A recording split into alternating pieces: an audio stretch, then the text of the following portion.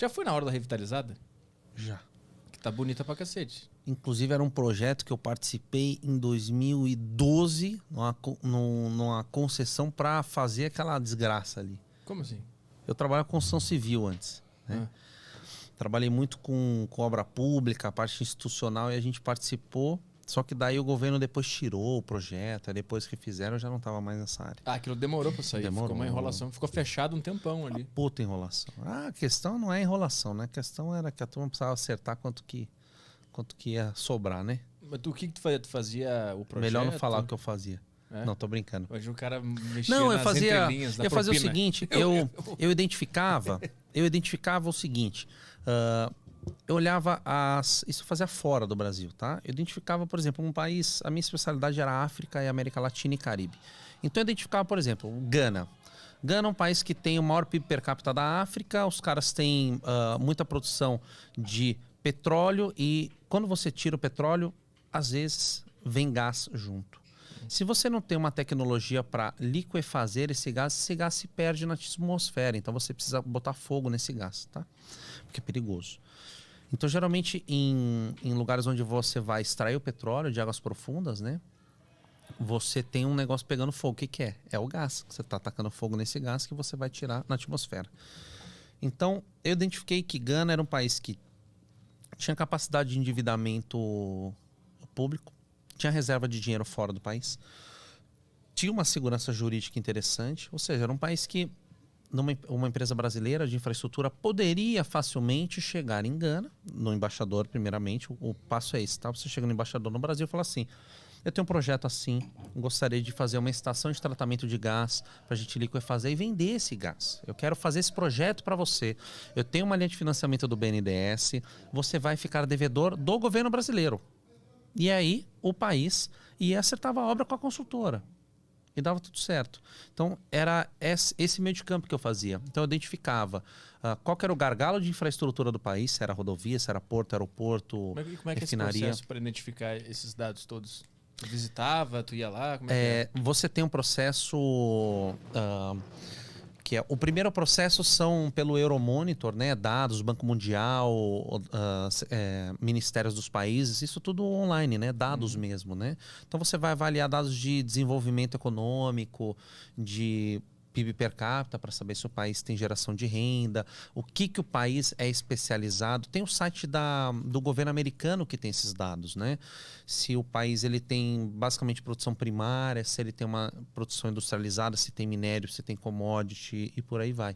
Então você avalia isso economicamente, a viabilidade do projeto, né? E engraçado que na época eu fiz um paper muito grande para essa empresa que eu trabalhei e dizendo assim, não é para ir nesses países, tá? Porque esses países não têm segurança jurídica, não tem reserva de moeda estrangeira, vai tomar calote, vai tomar default e tudo mais. E engraçado que a gente via que outras construtoras iam nesses países, exatamente por essa fragilidade. Porque era um país que você chegava para um ditador, por exemplo, Angola é um exemplo, né? E fala assim, quero fazer uma obra aqui, tal, não sei o quê, e eu tenho dinheiro do BNDES, e... Deixa eu ver se eu não estou falando bobagem que pode me fuder. Acho que não. Tem financiamento do BNDES, isso todo mundo sabe, só apareceu em CPI. O BNDES vai lá, vai financiar, tal, não sei o quê, e o que acontecia com o país? Pagava 5, 6 parcelas, não pagava mais. Dava o calote. Dava o calote. Já era sabido. No estudo aparecia que os caras não iam pagar, por vários fatores. Vários fatores. Primeiro que se você for fazer obra num país que não é um país democrático, a chance de um ditador chegar e falar assim, não é para pagar, é gigante. O Brasil tomou default da Bolívia, da Venezuela, de Cuba, de Angola, de Moçambique e por aí vai. Entre outros países. E o que são essas obras? Cara, são obras de infraestrutura grande. É estrada, é porto, é aeroporto. Né? São obras de infra. Então a empresa brasileira, ela não toma default, porque ela recebe do BNDES para fazer a obra. Ela faz a obra parte e dela pumba. tá paga. A parte dela tá paga. Muitas vezes à vista. Né? Então, qual que era o problema do BNDES nessas épocas de governo Lula e Dilma? É que você tinha um esquema grande de assinaturas, né? Um esquema grande de aprovação de financiamentos para países que em qualquer processo sério, não seria aprovado um financiamento num país ditatorial. Né? Eu acho que o país ele é um país tão deficitário em infraestrutura. Por que a gente vai financiar uma infraestrutura pesada num outro país se tem coisa para fazer aqui? Quem é que ganha com isso?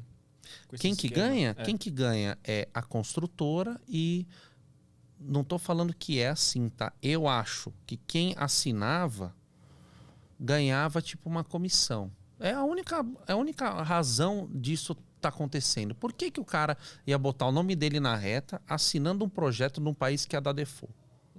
Porque se tem uma CPI e você abre a caixa preta do BNDES, que eu acho que isso seria uma CPI interessante para fazer, não CPI do Covid, CPI do BNDES, por exemplo, da Petrobras. Onde que o nosso dinheiro foi empregado? Porque o BNDES é Banco Nacional de Desenvolvimento Econômico e Social. Ele é um banco para fomentar empresas brasileiras. Não é para distribuir dinheiro para país estrangeiro. Ele é para fomentar as nossas empresas, o nosso desenvolvimento econômico e social, para o Brasil ser um país mais forte econômico. Para as nossas empresas serem empresas foda, empresa robusta. O BNDES financiou para caralho a JBS. A JBS hoje eu acho que é o maior frigorífico do mundo, tá? Graças ao BNDES. Muito difícil a JBS ter chegado onde chegou sem a força de um banco estatal como é o BNDES. Né? Com juros baixíssimos. Né? Então, se você tinha na época um relacionamento muito bom com o presidente, ele poderia sim liberar para você um financiamento. Uma empresa sua, você é meu amigo, eu vou te liberar, tal. Aí sabe-se lá como eram feitos esses acordos, né? Porque eu nunca participei de nada disso. E se eu participasse, eu levantaria na hora e ia embora. Porque isso é sujeira. Isso tem a ver com aquele porto de... Mariel. Em Cuba? Que tipo tinha o Porto de Santos que tava na merda e eles decidiram investir nesse porto que não era no Brasil. Eu não sei como que tava o Porto de Santos na época, mas a Odebrecht ganhou na época esse projeto em Cuba para desenvolver esse porto de Mariel, que era um entreposto econômico, tal, meio que zona franca, assim. Era um projeto interessante, um projeto bom. Cuba é um país que é muito defasado em infraestrutura pesada, né? Eu já fui várias vezes a Cuba.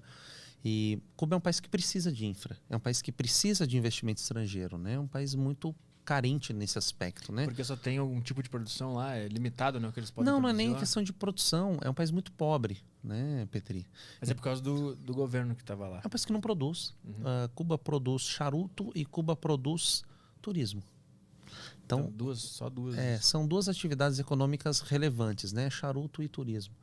Então, é um país que, se você não tem turismo agora, na pandemia, por exemplo, eu acho que eles devem estar em situação bem complicada, né? Como a Itália está. A Itália é um país industrializado, é um país de commodities agrícolas e alimentícias, mas a Itália depende do turismo, é uma grande parte do PIB, Inglaterra também, né? Portugal, Espanha, e estão na merda. Estão numa baita de uma merda. Só que se você tira o dinheiro daqui para meter num porto lá fora e toma o default, cara, a gente se fudeu duas vezes. Porque a gente pagou para uma empresa brasileira, né, que recebeu. Só que qual que é a contrapartida lá? Que a gente recebesse esse dinheiro com juros. Aí não recebeu juros. Não recebeu nenhum dinheiro. Então, assim, teve anistias no governo do Lula de dívidas estrangeiras, né? O Lula anistiou. Não é que ele anistiou. Ele entregou dinheiro. Ele deu o nosso dinheiro para governos ditatoriais, de Guiné, por exemplo. Guiné Equatorial, se eu não me engano, que é uma ditadura há mais de 30 anos, ele deu. Acho que foi 300 pau, 500 pau de dólar, cara. Milhões. Ele perdoou a dívida e, consequentemente, deu esse dinheiro.